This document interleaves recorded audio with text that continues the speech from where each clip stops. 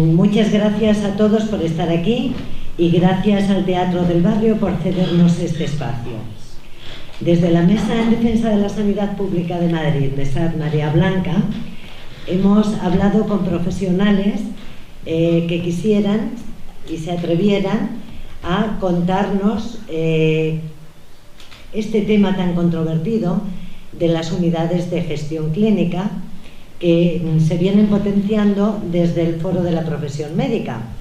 Y este es un tema que marca de nuevo una tendencia privatizadora y descompone el Sistema Nacional de Salud. Puede parecer una cuestión técnica y organizativa, pero nosotros creemos que no lo es y que hay mucho más detrás de lo que honestamente algunos creen. Bueno, voy a presentaros, a dar paso a los ponentes. Como ya os he comentado, el doctor Mariano Sánchez Baile le ha surgido un imprevisto y no puede hoy estar aquí. Él es en la actualidad el presidente de la Asociación en Defensa de la Sanidad Pública de Madrid y el portavoz, y forman parte también de la Mesa en Defensa de la Sanidad Marea Blanca. Bueno, pues como él no está, le vamos a dar la palabra a la doctora Maribel Ramos.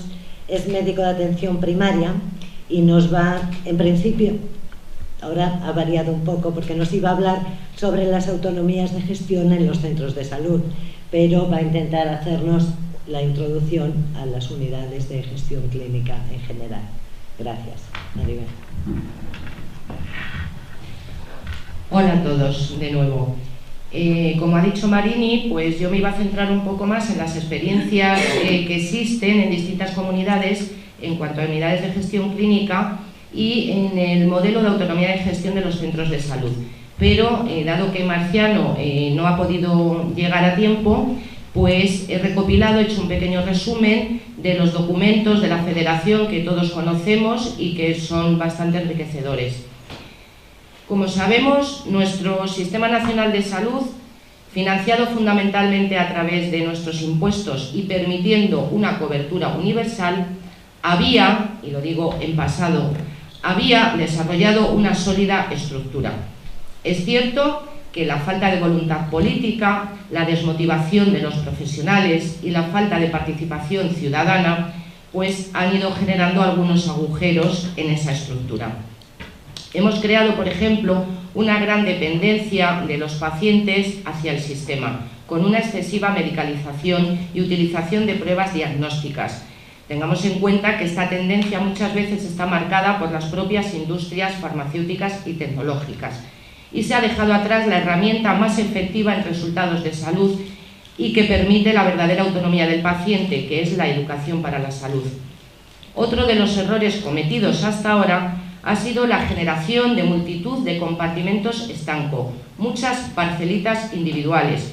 Sabemos que hay especialidades, superespecialidades, super mega especialidades, centro de salud mental, de salud municipal, de atención a la drogodependencia, los SUAP, el SUMA, el SAMUR, es decir, muchos recursos, pero muy compartimentalizados.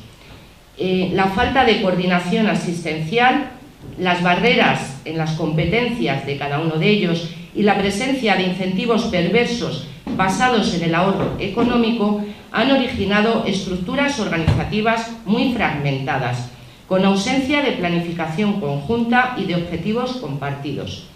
A esto añadimos el caos que ha supuesto la implantación del área única en la Comunidad de Madrid, que imposibilita una adecuada atención continuada y el desarrollo de planes de salud. Esta situación ha generado duplicidad de recursos y actividades, aumento del gasto sanitario, aumento en las cargas de trabajo y un abordaje ineficaz de los problemas asistenciales. Paradójicamente, estamos asistiendo con gran perplejidad a un sinfín de propuestas desde diferentes ámbitos que proponen como solución las llamadas unidades de gestión clínica y afines, los microsistemas públicos y privados de Rafael Bengoa, el modelo de autonomía de gestión de los centros de salud en Madrid, etc. Profundizando en la fragmentación de lo ya fragmentado, poniendo en peligro los pilares básicos de nuestros servicios públicos, que son la equidad, la solidaridad y la justicia social, aumentando el riesgo de ruptura de la ya débil cohesión interterritorial entre las comunidades autónomas y que, lejos de estimular la salida del estancamiento en el que se encuentra el sistema sanitario público, acelera su destrucción.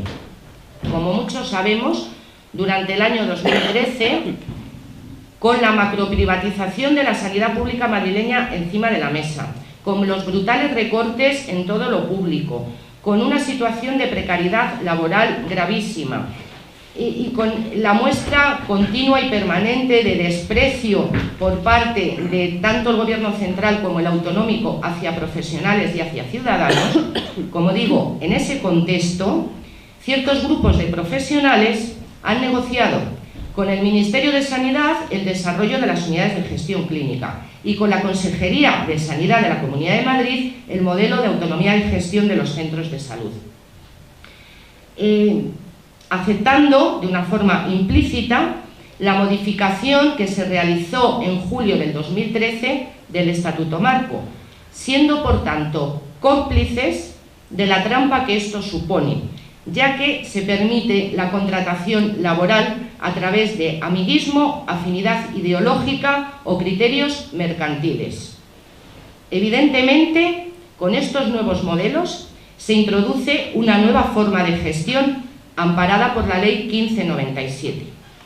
Si pretendemos, desde las distintas plataformas que estamos trabajando y luchando en defensa de la sanidad pública, pretendemos derogar dicha ley, resulta lógico deducir que no necesitamos otras formas de gestión, sino una gestión pública responsable, donde es imprescindible la implicación obligatoria de todos, ciudadanos y trabajadores de la sanidad, en el uso racional de los recursos. Tengamos en cuenta que la gestión clínica como tal no es más que la realización de la mejor práctica clínica, adaptando los recursos disponibles, siempre limitados, a las necesidades de la población y de los profesionales, siempre serán ilimitados. Esto no es un descubrimiento nuevo, esto es de sobra conocido, solo que se ha ido pervirtiendo. Cada vez hay menos recursos por los brutales recortes y cada vez hay un aumento mayor de necesidades. Tengamos en cuenta que muchas veces este aumento de necesidades viene marcado por las propias industrias farmacéuticas y tecnológicas. Analizando, mejor dicho, las distintas experiencias que ya existen en la implantación de las unidades de gestión clínica, nos encontramos con gran disparidad, pero un mismo hilo conductor. Desde hace años, todos sabemos, se han generalizado cursos y talleres de formación en habilidades directivas, liderazgo, mejora de la calidad, disminución de costes, que por supuesto es importante tener una formación en aspectos no clínicos. El problema es el objetivo de esta formación, que no es más que ir tejiendo una tela de araña donde los principios de mercado y determinada ideología FAES, para ser más concreta, vaya calando entre los profesionales y, por desgracia, lo están consiguiendo. Por ejemplo, en Galicia, la empresa encargada de impartir estos cursos de formación es la misma que coordina el diseño y puesta en marcha de las unidades de gestión clínica. Esto es simplemente algo, si queréis, anecdótico. Vamos a analizar un poco más en profundidad las experiencias, como he dicho, en otras comunidades, en concreto en Andalucía, donde hay una larga experiencia. En Andalucía existen unidades de gestión clínica en atención primaria, en especializada, en salud mental, hay unidades o áreas intercentros, interniveles. Estas últimas no son más que el equivalente a las unidades multidisciplinarias que ya existen. Por lo tanto, no es nada nuevo. Y por otro lado, comentar que toda la atención primaria está formada por unidades de gestión clínica, por lo tanto no tiene carácter voluntario. Este modelo de Andalucía realmente no difiere de lo que es la atención primaria tradicional en los centros de salud en Madrid Pues realizamos gestión clínica, es que no es nuevo. Gestionamos agendas, tiempos asistenciales y no asistenciales, material sanitario, el gasto en farmacia, el presupuesto para suplencias, es decir, gestionamos recortes. También pues elaboramos guías de práctica clínica, protocolos conjuntos entre especializada y primaria, es decir, que realizamos gestión clínica. Y no existe diferencias significativas entre lo que está ocurriendo en Andalucía y lo que ocurre en Madrid, en los centros de salud. En definitiva, es gestionar recortes y trabajar en la miseria, no es otra cosa. Además, la evaluación que se les realiza a ellos es similar a la nuestra. Existe un contrato de gestión a través del cual se vincula la productividad variable. Por lo tanto, tampoco hay estudios ni se han hecho evaluaciones serias para poder cuantificar la eficiencia, no existen. Lo que sí se conoce es que ha aumentado de una forma significativa el número de cargos intermedios y con el consiguiente aumento del gasto en productividad. En concreto, en junio del 2013, el Servicio Andaluz de Sanidad o de Salud publicó que en 2 años se creaban más de 400 cargos intermedios, que son básicamente los cuerpos y los directores de las unidades de gestión clínica, y esto pues llevó a un aumento en el gasto de productividad de más de 1,5 millones de euros. Por lo tanto, es que ni siquiera sirven para ahorrar, ni siquiera para eso. En el resto de comunidades autónomas sí tienen carácter voluntario. Hemos dicho que en atención primaria de Andalucía no, porque todos trabajan en el mismo modelo. En el resto sí. Entonces, ¿cómo hacer atractivo la incorporación a una unidad o a un área de gestión clínica? Pues fundamentalmente es a través de los incentivos económicos. Algún apunte de alguna peculiaridad que me ha llamado la atención: los decretos que regulan las unidades de gestión clínica de Galicia y Castilla y León, por ejemplo, especifican el carácter estatutario de los trabajadores. Pero es que estos decretos son posteriores a la reforma realizada en el Estatuto Marco en julio del 2013. Entonces, por ejemplo, en los decretos previos a esa reforma en Andalucía o en Asturias no se contempla el carácter estatutario. Por lo tanto, siempre se deja la puerta abierta a tipos de contrataciones con gran variabilidad, ya no con el modelo común que había existido hasta ahora. Todos estos decretos sí que contemplan la contratación de auditorías externas para acreditar el certificado de calidad de los centros, los servicios o incluso de profesionales a título individual. Esto, desde luego, supone un peligro claro. Los recursos no irán destinados allí donde más falta haga, sino a aquel centro que tenga más estrellas Michelin o las 5 Jotas de los jamones. Por lo tanto, se vulnera la equidad de la que habíamos hablado al principio. Es cierto que la mayoría de los decretos reguladores de las unidades de gestión clínica afirman que no tendrán personalidad jurídica propia, a diferencia de la nefasta experiencia del modelo Alcira de Valencia, que supuso la ruina, o de las EVAs catalanas, que ya sabemos que tras un recorrido incierto pues han acabado poniéndose en venta y ya están, ha salido un concurso y parece que la empresa EULE, no sé qué, las va a comprar. ¿Y cómo estamos en Madrid? Podría hablar mucho más de otros decretos, porque prácticamente casi todas las comunidades están sacando ya decretos. Esto ya parece imparable, a no ser que lo paremos nosotros. Pero por no enrollarme, os he dado simplemente unas pinceladas de lo que me había parecido un poco más llamativo. ¿Cómo estamos en Madrid? Pues en Madrid no existe una regulación específica sobre unidades de gestión clínica, aunque sí existen experiencias aisladas.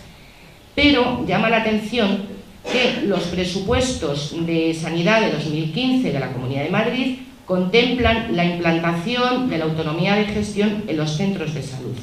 Y eso es lo que pretendo analizar ahora muy brevemente, para no aburrir con mucho tecnicismo sobre atención primaria, pero creo que es importante que se comente o que se reflexione sobre ello.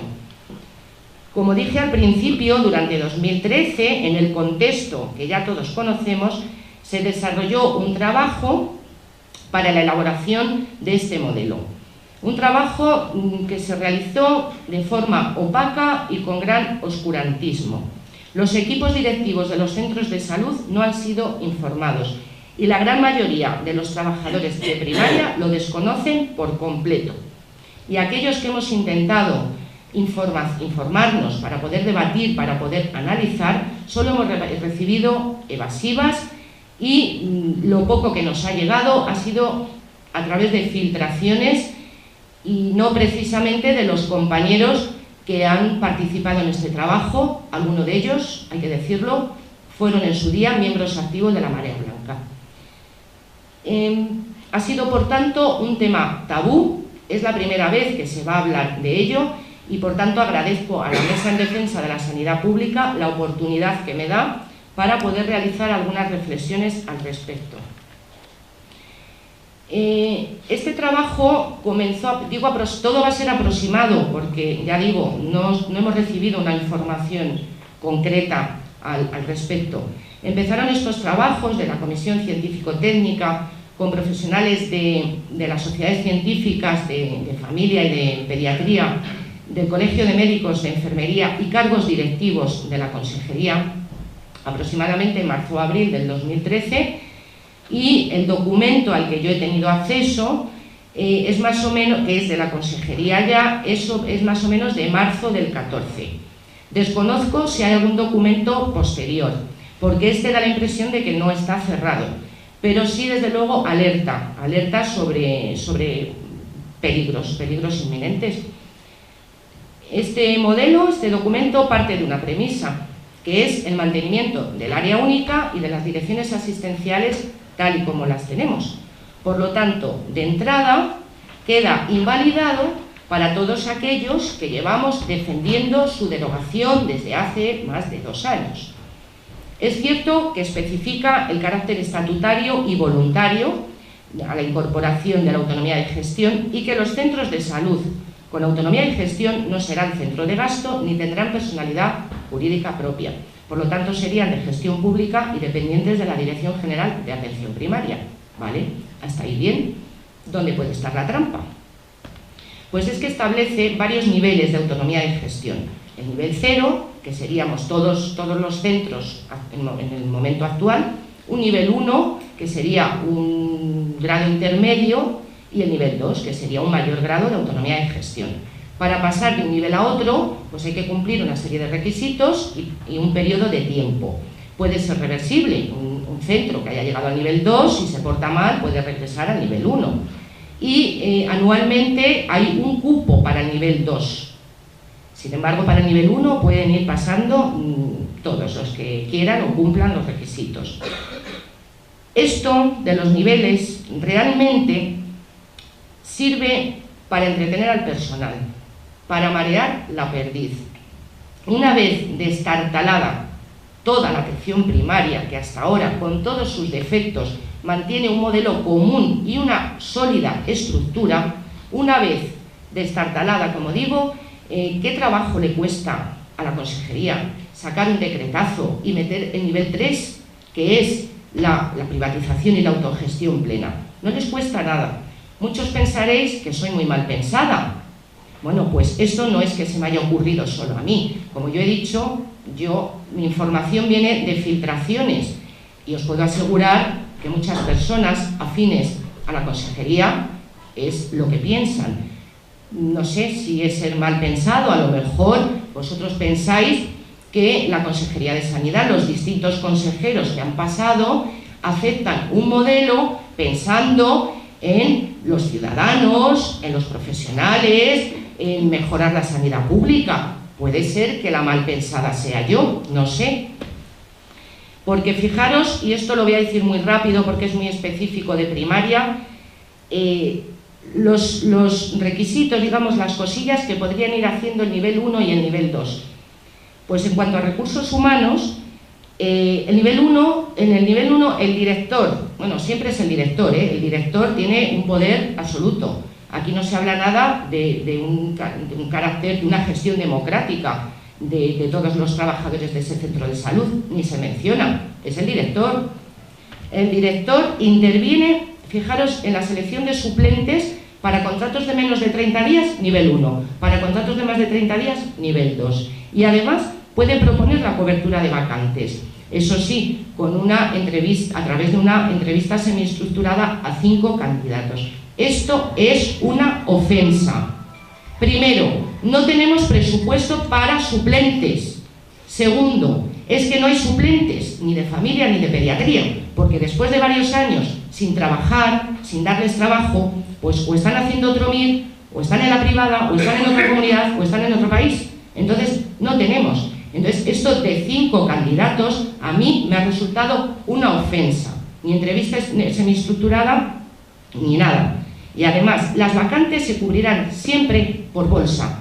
Hemos quedado que nada de contratos a través por amiguismos y por otros intereses. Bolsa, que es lo único que garantiza la pluralidad y seguir los criterios de igualdad, mérito y capacidad. Otro ejemplo, en la organización interna, pues el director podrá organizar y modificar los turnos y las agendas de los trabajadores. Bueno, esto se hace de una manera muy rígida. Pues claro que queremos que esto se pueda hacer con más flexibilidad y con unos criterios comunes para todos, pero no hace falta hacer niveles, queridos. Y además, otra ofensa, el director puede autorizar más días de docencia a los trabajadores, pero sin aumentar el capítulo 1. Pero si es que ahora tenemos derecho a 6 días para formación, pero sin suplente, sin capítulo 1.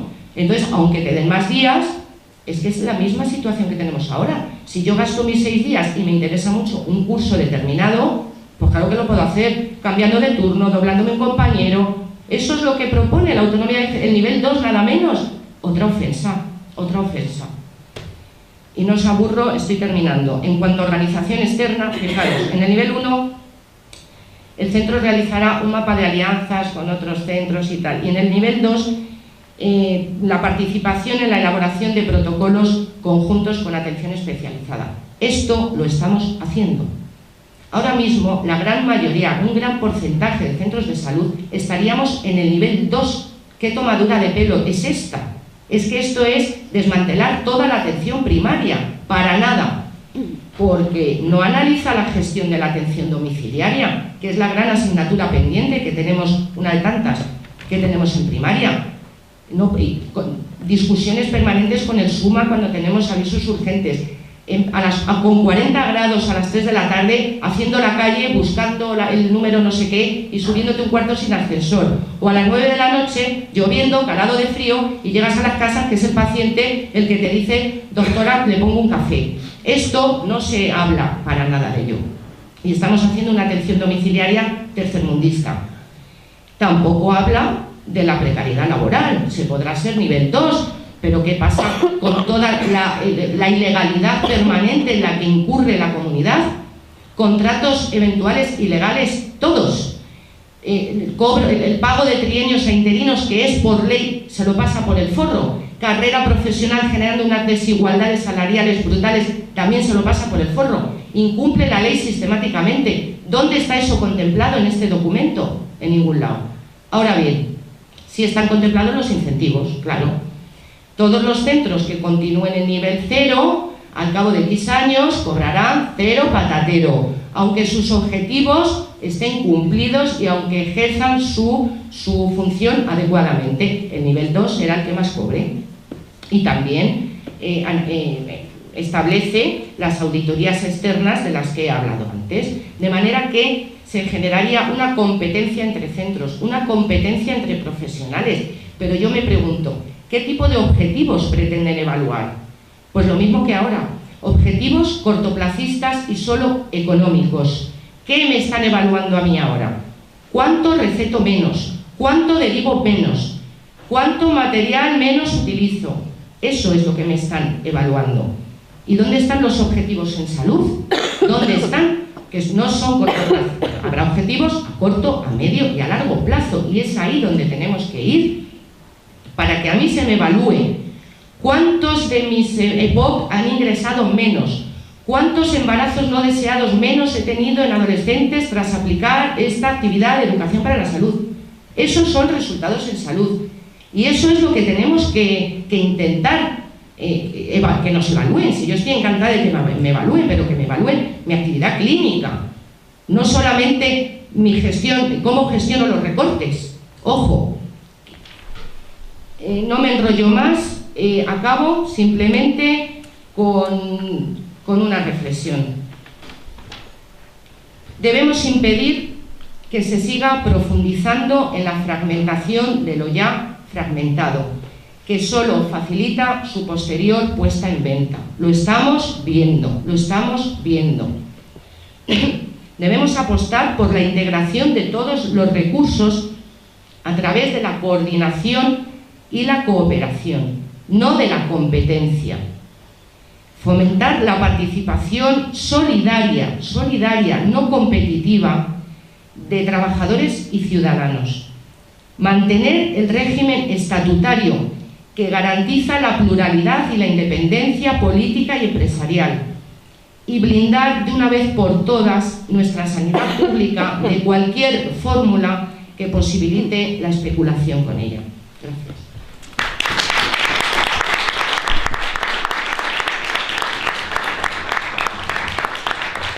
Gracias, Maribel. Nuestro siguiente orador es el doctor Guillermo Ponce, médico psiquiatra experto de la unidad de alcoholismo del Hospital 12 de Octubre. Nos dará un ejemplo de cómo un área de la gestión clínica puede utilizar su condición en interés de la privatización y el desmantelamiento de un servicio público para privatizarlo. Gracias. Hola. Hola, ¿se oye? Ahora sí. Bueno, buenas tardes. Bueno, todo esto de la privatización, pues yo creo que los que están aquí saben bastante más que yo, que está siempre metido en la clínica, y habrán oído hablar muchas veces de todos estos procesos, porque es un discurso pues que se repite bastante. Bueno, pues es este discurso catastrofista, demagógico, de los rojos, ya saben, ¿no?, que todo es terrible, todo va a ser privatizaciones, como el cambio climático, que viene el cambio climático, y uno sin embargo sigue teniendo frío. Pues con esto pasa lo mismo, ¿no? Uno tampoco lo ve tan claras las cosas. Bueno, pues se crean nuevos hospitales y la gente dice que va a ser para privatizar. Se decide que los ciudadanos puedan elegir qué profesional les ve y en qué centro les ve, salen diciendo que va a ser para privatizar. O este asunto de las unidades de gestión, que se organicen los equipos profesionales para, bueno, pues para gestionar en función de criterios que son ellos quienes mejor conocen, ¿no? Pues también que va a ser para privatizar, que yo no sé si Maribel, como dice, es muy mal pensada, ¿no? Pues esto es así. Porque, bueno, pues por mucho que se hable de privatizar, la verdad es que uno va al médico, va al hospital, donde sea, y no te cobran, no te piden la tarjeta, porque esa es la clave, ¿no? Lo que no se ve no existe. Y esa es un poco la táctica fundamental. Entonces, bueno, yo voy a contar aquí una serie de cosas que han ido ocurriendo y que nos pueden evidenciar que efectivamente sí que nos pasan la tarjeta, no en la puerta, pero nos la están cobrando por otro lado. Hay una especie de película de cómo fueron ocurriendo las cosas. Yo trabajaba en una unidad de conductas adictivas en el Hospital 12 de Octubre, centrada básicamente en alcoholismo y ludopatía y otras adicciones conductuales, por sus características, por su capacidad para atender todas las fases de tratamiento, de desintoxicación, deshabituación, prevención de recaídas, grupos, mantenimiento a largo plazo. En estas patologías era la única unidad de estas características, con estas capacidades, en toda la Comunidad de Madrid. La unidad pues tenía un cierto prestigio, no solo por su capacidad asistencial, se veía un alto volumen de pacientes, sino también por su capacidad docente. Durante años han estado viniendo a rotar residentes de psicología, de psiquiatría, MIRES, de otros hospitales de Madrid, de toda España y también del extranjero. Y una producción científica pues acorde a las capacidades que determinan el poder trabajar con amplios volúmenes de pacientes de una patología homogénea. Además, pacientes que se mantienen mucho tiempo, que están muy vinculados con el servicio, con los profesionales, que son muy colaboradores en todo lo que se ha ido proponiendo. De repente, en enero de 2014, pues se decide trasladarme de puesto, llevarme a una zona de lo que llamamos el hospital de día, donde básicamente se trabaja con trastorno mental grave, con psicosis, este tipo de cosas. Y a los 2 meses ya es oficial que la unidad de conductas adictivas como tal no existe. En muchos sitios, por ahí, los que intentan contraargumentar dicen que era lo único que existía en el programa de alcohol. No es cierto. Lo que llamábamos nosotros la unidad de conductas adictivas era una consulta simplemente, ¿no? la que estaba yo, y en otras temporadas algún otro compañero, con acceso a una sala de grupos. La clave de la unidad de conductas adictivas no es que llevara todo el programa de alcohol del área, ni mucho menos, sino que funcionaba como puerta de entrada, sobre todo destinada a facilitar al máximo el acceso de unos pacientes que sabemos que por su propia patología, por sus características motivacionales, por sus múltiples complicaciones, tienen una gran resistencia a iniciar el tratamiento y a mantenerse en él. ¿Cómo funcionábamos? Paciente que llegaba por allá a preguntar directamente, empezábamos a tratar y ya veríamos cómo se van haciendo los papeles. Llegaran de donde llegaran, fuera de especializada, de primaria, de la urgencia, que vinieran acompañando a un miembro de una asociación, daba igual, ¿no? Porque la clave sabíamos que era cuando un paciente decide puntualmente que quiere empezar el tratamiento, hay que empezar cuanto antes. Y toda nuestra dinámica de terapias de grupos y de seguimiento destinada sobre todo a favorecer el enganche, favorecer el mantenimiento a largo plazo, que es el principal factor pronóstico para las adicciones. Pero esto, en una red con otros profesionales, en el hospital de día se hacían tratamientos de desintoxicación aguda ambulatoria, estaba coordinado con la urgencia para que los pacientes que llevan a urgencia directamente pasaran por los pasillos del hospital sin tener que ir a la calle para continuar el tratamiento, con los centros de salud mental, con atención primaria. Los pacientes que dábamos el alta, bueno, pues los profesionales que se quedaban con los pacientes pues estaban tranquilos que cualquier complicación sabían que el volver con nosotros era inmediato. Esa era pues siempre nuestra filosofía, ¿no? El favorecer al máximo la accesibilidad y el inicio del tratamiento. Pero, como digo, era una red, ¿no?, en la que trabajaban otros muchos profesionales con diversas actividades. Cuando desaparece este punto, cuando desaparece esa consulta, la unidad, lo que llamábamos nosotros la unidad de conductas adictivas, aunque se mantienen los demás y se supone que se crean nuevas actividades sobre el papel, se dice que va a haber una serie de grupos y actividades y de profesionales que a día de hoy lo cierto es que todavía no existen. Lo que se constata es que progresivamente a lo largo de los meses va disminuyendo el acceso de los pacientes porque ya es obligado a pasar por el centro de salud mental, por el psiquiatra general, por sus correspondientes listas de espera. Antes de iniciar un tratamiento especializado tienen que ir encadenando sus sucesivas listas de espera. A los pacientes de otras áreas que vienen y que piden la libre elección, en vez de poder ir directamente al mostrador, bueno, pues se les rebota de forma automática al psiquiatra general de uno de nuestros ambulatorios, lo cual es algo pues bueno, pues bastante incomprensible para alguien que ha pedido acudir a un programa específico del hospital. Va a ser visto por un psiquiatra general y con total incertidumbre sobre si luego será o no será aceptado en los programas específicos para la adicción. Y entre otras cosas, se decide que los ludópatas no tienen cabida en el programa, ¿no? Se dicen cosas como que asumir a los ludópatas podría llevarnos a morir de éxito, que es algo que no entendíamos muy bien cuál era esto, o que los ludópatas debían ser atendidos por el psiquiatra general, puesto que la ludopatía no es una adicción, sino que es un trastorno de control de impulsos. Algo que es absolutamente intolerable que sea dicho por un psiquiatra dedicado a las adicciones, como es el actual jefe de sección durante toda su vida, y que está al tanto perfectamente de lo que piensa la comunidad científica y de lo que ya está ratificado el actual DSM-5. Con lo cual, durante todo este año, ¿no?, hasta un parche que han puesto la última semana, por si acaso, no se ha admitido la entrada de pacientes con ludopatía en el programa de adicciones. Han quedado a cargo de atención primaria y del psiquiatra general, sin posibilidad, por lo tanto, de terapias, ni de grupos, ni de los tratamientos específicos para estos pacientes. Pues así andábamos absolutamente perplejos y perdidos, sin entender absolutamente nada el porqué de esos cambios, viendo cómo los proyectos de investigación en curso se quedaban bloqueados por falta de pacientes, cómo los residentes de fuera anulaban sus rotaciones y nuestros propios residentes tenían que complementar su rotación yéndose a rotar a los centros de la red de drogas para poder ver pacientes, sin entender, como digo, absolutamente nada, hasta que, bueno, pues de una forma casi por casualidad, en junio, sí, en marzo ya se había dicho que la unidad, oficialmente por escrito, que la unidad de conductas adictivas no existía.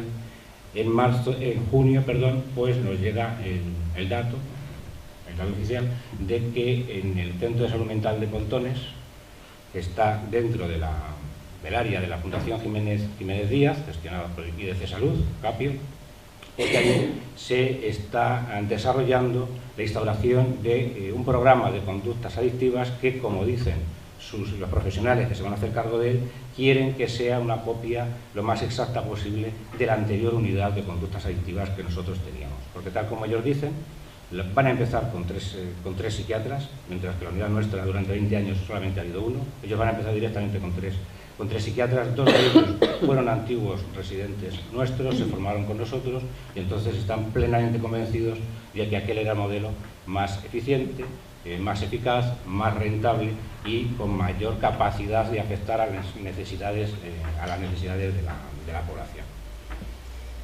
Esto clarifica ya las cosas, ¿no? Ahora ya se entiende un poco que en realidad lo que se ha generado es un escenario en el que alguien se beneficia de la desaparición de la unidad de conductas adictivas del 12 de octubre. No es que se privatice la unidad del 12, no es que se mande a los pacientes del 12 de octubre, se les vaya a mandar a Capio. Simplemente lo que desaparece es la única unidad que puede ser una competencia en una dinámica absolutamente mercantil, que se beneficia de la captación de pacientes de toda la zona de Madrid donde no existe una unidad semejante y que gracias a pues los sistemas que conocemos todos de facturación, intercentros, etcétera, potencialmente puede generar un beneficio muy importante para la empresa que gestiona estos servicios. No solamente ya que no haya que repartir los pacientes con otro, sino que además no hay un comparador, ¿no? Si ellos dicen que solamente se les mueren el 80% de los pacientes, es que no hay nadie que pueda decir que lo haga mejor que ellos, ¿no? Porque no existe nada con lo que compararse. El coste que lleva la exigencia de calidad competitiva también desaparece por completo. ¿Es una casualidad que se haya eliminado la unidad del 12 de octubre y al mismo tiempo se cree una en Capio? Pues hombre, una unidad como esta, por lo visto, se crea solo cada 20 años, entonces que coincida en el tiempo es pintoresco. Y además, bueno, otro dato es que nuestro jefe y el jefe de la Jiménez Díaz, pues es que se pasan el día juntos, porque tienen toda una serie de proyectos y de desarrollos en común. La coordinación paralela de los programas de suicidio, una serie de proyectos de investigación, entre ellos uno que nuestro jefe pues implanta en nuestro hospital, prácticamente impone a casi todos los profesionales del área, que participen todo tipo de profesionales, un proyecto de investigación que no es un fin, un proyecto del ministerio, no es nada, no es un proyecto competitivo de calidad, ni nada de eso, es un proyecto que el que financia es Capio.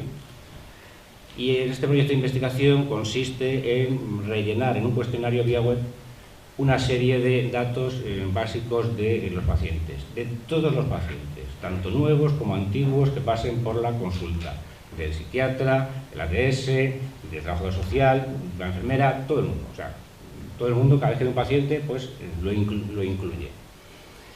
Vía web se introduce una serie de datos sociodemográficos, datos clínicos, de diagnóstico, de uso de recursos, de tratamientos, con cosas tan pintorescas como que también se incluye la fecha de nacimiento. Yo había estado 2 años en el Comité Ético de Investigación Clínica de nuestro hospital, sabía que eso es absolutamente inadmisible en cualquier estudio, mucho menos en un cuestionario vía web que por definición cada entrada es cruzable con en qué momento se introduce, qué profesional, en qué centro, o sea que no es que haya uno de cada 365, es que son de los 4 pacientes que se introducen un día, pues con la fecha de nacimiento y el sexo, pues perfectamente identificas como si tuvieras la fotografía del individuo. Quien financia es Capio. Capio es quien centraliza todos los datos. Eso quiere decir que lo que Capio va a obtener es la propiedad de un auténtico censo de todos los enfermos mentales en tratamiento de nuestra zona. Además de hacerlo también en sus hospitales, está previsto, si no ha empezado ya, su implantación en Puerta de Hierro, y andan diciendo que quieren ampliarlo pues, a toda la Comunidad de Madrid. Bueno, hay una serie de problemas respecto a cómo se consiguió la aprobación del comité ético por una puerta de atrás, que es legal, pero que se hizo a fin de cuentas sin que hubiera una evaluación formal por parte de los miembros del comité en reunión, como se hace con la mayoría de los estudios. Esto está en proceso de evaluación ahora por el comité, ¿no? Ver si realmente las cosas se están haciendo como dijeron que se iban a hacer, que está claro que no, además de otras instancias. Bien, esto es lo que ha ocurrido, pero esto es, en realidad, lo que nos destapa es una manera de hacer que nos enseña muchas más cosas, porque uno empieza a ver qué es lo que está ocurriendo alrededor, y entonces entiende, no sé si de forma mal pensada, como Maribel, o de forma ahora ya quizá más entendida, muchas otras cosas que están ocurriendo y que han estado ocurriendo en nuestra área de gestión clínica. Ahora entiende uno por qué el sabotaje sistemático a una compañera que lleva años intentando montar una unidad de trastorno de conducta alimentaria. Algo que estaríamos todos encantados, es decir, igual que a muchos psiquiatras no les gustan los alcohólicos y me los mandan todos a mí, que sí que me gustan, pues a mí mismo y a muchos otros pues tampoco estamos cómodos con las pacientes anorésicas y bulimias.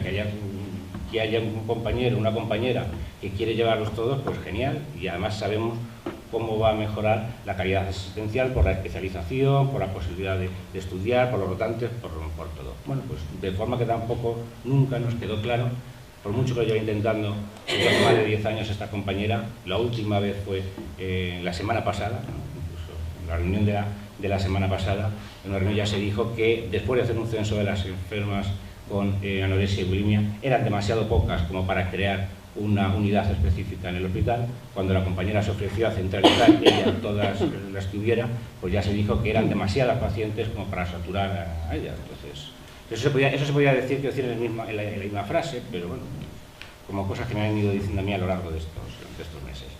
También se entiende por qué no se apoyó la creación de una unidad de trastorno bipolar por parte de otras dos compañeras que estaban interesadas.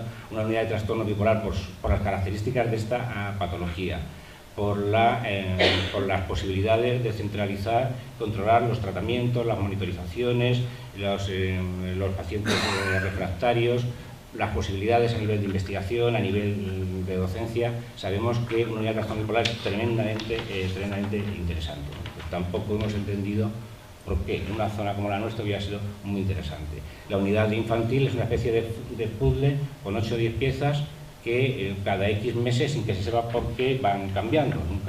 A veces están en el hospital, a veces están unos en el hospital, pero otros en un centro de salud mental, a veces se reparten entre todos.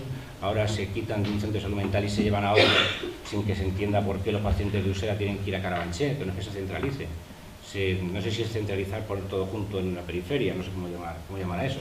En cualquier caso, es una estructura que nunca acaba de cuajar como algo consistente, como algo potente desde el punto de vista asistencial, como algo atractivo para los potenciales pacientes. Y muchas más cosas que se van viendo. Ya vemos como en el 2007 nuestro jefe ya publica varios artículos con el jefe de la Fundación Jiménez Díaz, artículos en revistas del máximo nivel en nuestra especialidad, en el British Journal, en las actas escandinávicas, artículos que se escriben a partir del estudio de los registros de todos los pacientes, entre otros, en el Centro de Salud Mental de Arganzuela, el de Pontones, que en aquella época pertenecía al 12 de octubre. Esos artículos, nuestro jefe los firma como jefe de salud mental de Arganzuela. En el artículo se dice que el estudio está hecho con población, que toda la población que se estudia es de la Fundación Jiménez Díaz, lo que es falso. Nuestro jefe omite por completo que pertenece al 12 de octubre. Eso implica que, por ejemplo, en nuestros baremos y para nuestras cosas, pues nos vamos a perder la posibilidad que aporta tener un British, tener unas actas, en un momento en el que, o sea, se arañan puntos por todos lados. Y aquello, bueno, pues esas cosas pasaban desapercibidas, ahora ya se van entendiendo mucho mejor. Y todo en relación con las posibilidades, efectivamente, de la unidad de gestión clínica. La unidad de gestión clínica, que se habla mucho de ella de gestión desde el punto de vista de los recursos, de la eficiencia, de todas estas cosas. Hay una exigencia mucho más primordial para la gestión clínica. Ya la revisión de Tavistock de los principios deontológicos, de los principios éticos que deben guiar la práctica de los profesionales sanitarios, le dejan claro que en el sistema público uno no puede limitarse desde el punto de vista ético a pensar exclusivamente en el paciente que tiene delante en el momento concreto. Uno está obligado, ¿no? Está obligado a una responsabilidad sobre cada paciente que ve y sobre los pacientes que están en la población, la salud de la población, porque efectivamente hay que, como se decía antes, hay que ajustar los recursos para conseguir que el mayor número posible de pacientes se pueda beneficiar del mejor tratamiento posible con esos recursos. Esa es la verdadera exigencia, no una exigencia económica, y que por lo tanto no debe depender de si hay crisis o no hay crisis, de si hay recortes o no hay recortes. Por mucha bonanza que haya, siempre por definición uno tiene que pensar no solo en términos del paciente, sino en términos de la población, algo que se ha perdido por completo. Se ha perdido por completo y se ha conseguido, ahora entendemos por qué nos hemos disociado totalmente de atención primaria, mientras que la relación, la vinculación, la coordinación durante los años anteriores era muy intensa entre primaria y salud mental, los niveles de coordinación, los profesionales de salud mental incluso pasábamos consulta en atención primaria, las reuniones eran continuas. Toda nuestra actividad, a fin de cuentas, se evaluaba en términos de eficacia, de qué impacto real estamos teniendo sobre la salud de la población. Ahora no existe ninguna posibilidad. Esto del SKY, ¿no? Esta moda del SKY que hace que los médicos de primaria no tengan ningún control sobre qué profesional va a atender a sus pacientes, ni los especialistas, por supuesto, pueden coordinarse con los de primaria porque les puede llegar de cualquier centro, hace que no tengamos ningún feedback para los especialistas respecto a lo que realmente ocurre. Así dependemos exclusivamente de la evaluación por datos de eficiencia. Nuestros objetivos, todo eso, va en función de cómo de barato o de caro hacemos las cosas, sin contar si sirven para algo o no sirven para nada. Si somos muy baratos haciendo las cosas, aunque sea absolutamente inútil, no importa en absoluto.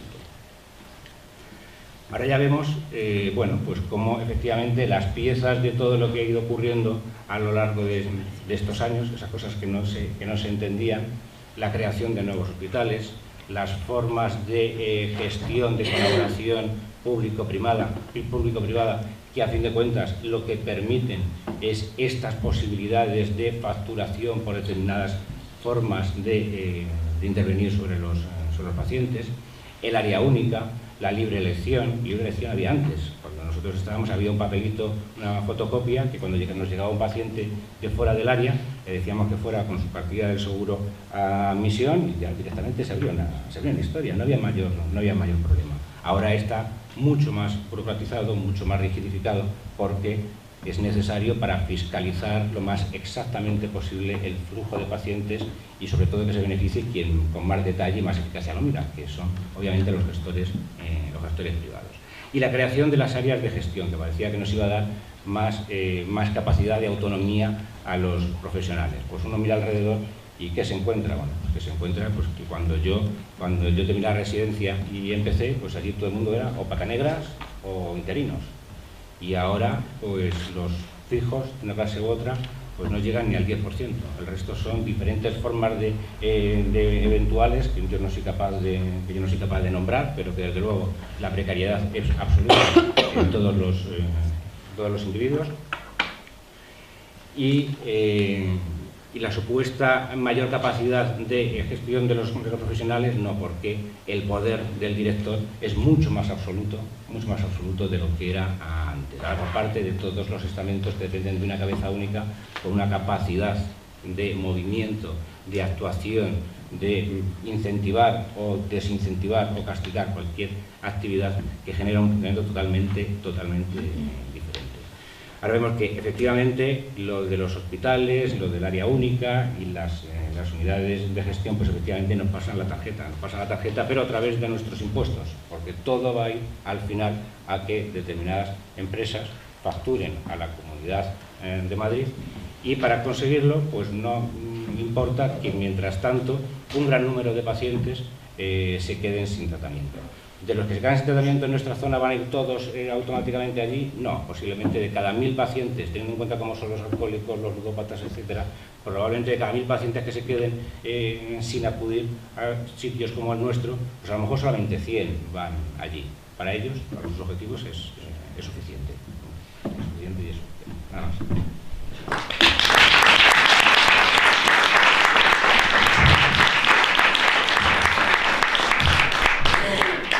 Gracias, Ponce.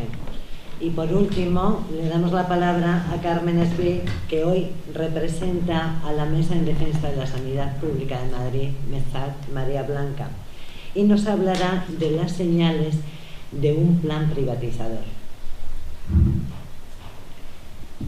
Buenas tardes y muchas gracias por haber venido. Yo, en medio de estos profesionales, no pertenezco al medio sanitario, no soy profesional sanitaria. Mi panorama se va a plasmar desde el otro lado de la mesa. Mi aportación, por tanto, no es profesional y no es técnica, pero es una aportación de reflexión desde el ámbito ciudadano, desde la sociedad que sujeta el sistema sanitario público y que mantiene y que además es el Estado, porque todos somos el Estado. Hace 2 años, y bueno, espero que me podáis seguir en este viaje de mi pensamiento. Hace 2 años la consultora Pricewaterhouse, del contexto de IBM, lanzaba un informe para la sanidad pública que parece el último catecismo neoliberal. No sé si ha habido otro después, pero a mí la verdad es que me impactó bastante por unos rasgos que aquí os voy a transmitir. Unos rasgos sacados de los 178 páginas que tiene el informe. Esta consultora, para que os deis idea, y supongo que muchos lo sabréis, tiene como asesor senior a Jordi Sevilla, antiguo ministro de Administraciones Públicas del gobierno de Rodríguez Zapatero, antes alto directivo de BBVA. De Pricewaterhouse ha salido también nuestro excelente ministro de Economía, Luis de Guindos. Además, cuenta entre sus consejeros para el área sanitaria con la representación de la Orden de San Juan de Dios, que a su vez está vinculada con la farmacéutica Grifols, esa que comercializa productos en centros hospitalarios y que también tiene relaciones con Cruz Roja.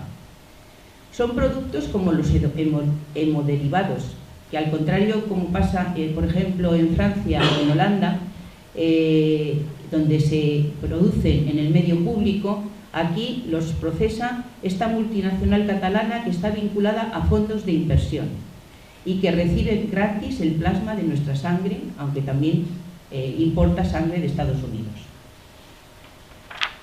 ¿Y qué aconsejaba Pricewaterhouse? Así entresacado entre todas esas páginas. La liberalización de los datos genéticos, una idea estupenda para los planes de los mercados de las farmacéuticas y de las empresas sanitarias que pueden clasificar a los pacientes que les interesan. La telemedicina, un gran negocio para las empresas informáticas, entre las que está IBM, ligada también a Pricewaterhouse. Los médicos entonces recetarán por internet y estarán en su casa. Serán posiblemente nuevos emprendedores de su nueva vieja economía. Y dicen que es imprescindible para la eficiencia que ellos marcan que esas empresas tecnológicas y farmacéuticas sean las socias del Estado en la sanidad pública. O sea, quieren unir sectores de aseguramiento y provisión y financiación privadas para sus negocios. También proclaman la necesidad de la expansión y liberalización de los medicamentos sin condicionantes. Así que asesora desde lo privado todo lo público, todo lo nuestro. Rechazan el monopolio público, pero quieren hacer un monopolio privado. Y algo muy importante para lo que estamos hoy tratando. Ellos marcaban la necesidad imperiosa de la alianza entre gestores y clínicos. ¿Qué entresijos pondrán en esa alianza? Creo que los podemos suponer. ¿Por qué digo todo lo anterior? Porque hay un trazado de privatizaciones a toda costa y desde hace muchísimos años que también afecta a la intención de potenciar las unidades de gestión clínica, por lo menos como yo lo veo. Desde el año 1986, la Organización Mundial de la Salud en Uruguay ya proclamaba la necesidad de que los entes privados, de que las empresas se metieran en los servicios públicos e hicieran de eso su mercado. De ahí esto no ha parado. Y el mercado no entiende de derechos ni siquiera de derechos humanos. El mercado sigue las directrices del modelo neoliberal que tienen varias connotaciones de interés y un método de trabajo. Priorizan el beneficio económico sobre los derechos y a costa de ellos. Destruyen el Estado para colocarse él. Como herramientas para sus fines, usan un lenguaje falso y perverso para engañar y para ocupar espacios que no le corresponden. Y sobre todo potencian el individualismo para asegurar felizmente su avance. Y dicen, divide y vencerás, como decía Julio César, y así gana. Así compartimenta y fragmenta mientras elimina todas las reglas que puede, porque el mercado se cree que él puede regularse por sí mismo. ¿Quién sobrevive a esto? El más fuerte, el más potente, el más rico, el más poderoso y que suele ser ya el más tramposo. Ese que no tiene alma, salvo para proteger su inversión, y todo como única alternativa dice que es lo suyo, lo posible. Y ese es el retrato que yo hago del modelo de nuevo cuño de las unidades de gestión clínica que apuntala el Foro de la Profesión Médica, que lo ha venido defendiendo y que se inspira en el modelo americano. Estas unidades configuran proyectos individuales, dotaciones económicas especiales, profesionales laboralizados, como si fueran empresas públicas, empresas privadas, gestores en vez de profesionales médicos. En las unidades de gestión clínicas se prevé la multifragmentación en el gran plan de impulso que se pretende desarrollar. Dicen que están inspiradas en un modelo inglés que se usaba y que aparece en documentos de finales de los años 90 del siglo pasado, que se denominan como Clinical Government, pero para mí eso se traduce como dirección clínica. En cualquier caso, no sé qué hacen allí, cómo lo hacen. Lo que sí sé es que la ciudadanía debe de participar en su modelo y debe de defender una sanidad pública con un buen cuerpo entero, no de fragmentos, que puede satisfacer algunos fines, incluso profesionales, pero que pierden su perspectiva de conjunto. Yo no quiero aquí, para este modelo que visualiza ya en el nombre su alineamiento con lo mercantil sobre lo médico, ese modelo. Un servicio médico no es una gestoría. Prefiero que sigan llamándose servicios, áreas, departamentos. No es bueno que se introduzca el elemento económico como línea fuerza en el terreno sanitario. Otra cosa es la racionalidad y no el derroche. Tampoco entiendo cómo se habla de crisis y los profesionales todavía se lo creen cuando lo que ha habido es una inmensa, grandísima estafa. Las médicas y los enfermeros no tienen que hacer cuentas, tienen que atender y tratar a los enfermos y aconsejar sobre los medios mejores para hacerlo, participar en la configuración de los equipos, por supuesto. En cuanto a la manipulación para convencer y vencer, está también la venta que se ha hecho al profesional con ese caramelo envenenado de la libertad de decisión, de la autonomía y de la horizontalidad. Las unidades de gestión clínicas no pueden ser independientes porque han de formar parte del conjunto. Otra cosa es una participación democrática y transversal y profesional, pero dentro de un servicio público integral. Lo que se necesitan por mi parte, por lo que yo creo desde este otro lado, son líneas claras de actuación y de comportamientos con planes de actuación sincronizadas. Así que veo claro que esta fragmentación pretende continuar con el sembrado para que aparezcan numerosos pequeños brotes que sigan tejiendo esa inmensa tela de araña profunda que no veíamos, que tenemos debajo y que cada vez va a ser más imposible romper. Cuanto más fragmentada, mayor imposición de multitud de intereses que, empezando de una forma, acabarán en manos ajenas. Puede que incluso en países lejanos y con propietarios desconocidos. Los profesionales seguro que empezarán con buenos augurios, pero acabarán dominados por la supervivencia y la necesidad de mantenerse, y tendrán que tirar también de la salud y del otro trabajador. Porque el plan neoliberal seguirá empujando hasta tirar lo más débil y lo que menos beneficios aporta. Se seguirán perjudicando, por tanto, las condiciones laborales, se seguirá deteriorando la sanidad pública hasta anular su cuerpo completo. También con estos espacios pequeños, solos, desgajados del conjunto, más vulnerables y con menos agarres al cordón umbilical, y por tanto más fácil de sacarlos de aquel. Deseamos una sanidad pública fuerte y con una idea unitaria y compacta, no ordenada en compartamentos estancos, con la consideración integral de la salud, la transferencia permanente de información y datos entre las áreas y especialidades de la atención primaria, con reactivación de la prevención y el trabajo sobre la salud y los cuidados, en la que exista el trabajo transversal de los equipos, de unos profesionales que sepan curarnos para que ante nuestra salud y enfermedad se responda desde una medicina en la que el usuario y paciente no seamos considerados por partes, sino de forma integral y con garantías de que no hay intereses económicos sino sanitarios.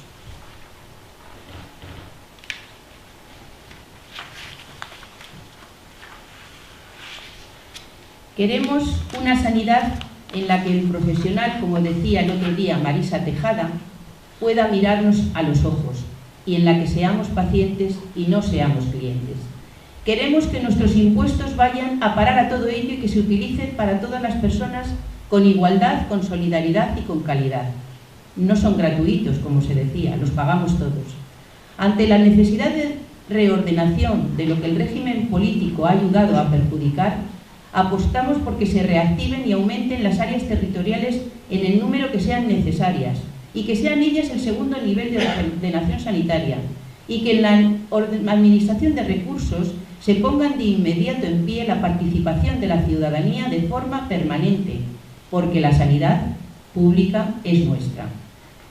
Estos elementos denominados como unidades de gestión que existen y que ahora se quieren potenciar por todas partes, responden cada vez más a intereses muy especiales y persiguen desvirtuar aún más el gran ámbito de lo público, en el que hacen permanecer ese nombre de público solo como tapadera y etiqueta de lo que va quedando detrás y de lo que pretenden que acabe siendo un modelo a la americana, un modelo carísimo, multicompartimentado y no para todos, en el que existen 45 millones de personas sin acceso a la sanidad pública y en el que muchos mueren. Más de un 10% mueren solo por no ser atendidos en ninguna parte y de ninguna manera. En el que la primera causa de quiebra familiar es el pago de la sanidad. Aunque no lo veáis y aunque no lo creáis, muchos sí que percibimos ya hasta dónde nos llevará este hilo. Detrás de toda esta necesidad están todos esos aspectos que Pricewaterhouse aconsejaba en el 2013 para que la sanidad pública fuera eficiente. Se olvidaba la consultora privada que aconseja sobre el ámbito público, no sé quién le ha abierto la puerta, supongo que todos lo podemos pensar, que la sanidad pública no es gasto, sino que es beneficio, y que los recortes hay que aplicarlos a otras partes. Ella y otros elementos como el foro de la profesión médica, subordinados al poder, no tienen aquí nada que decir.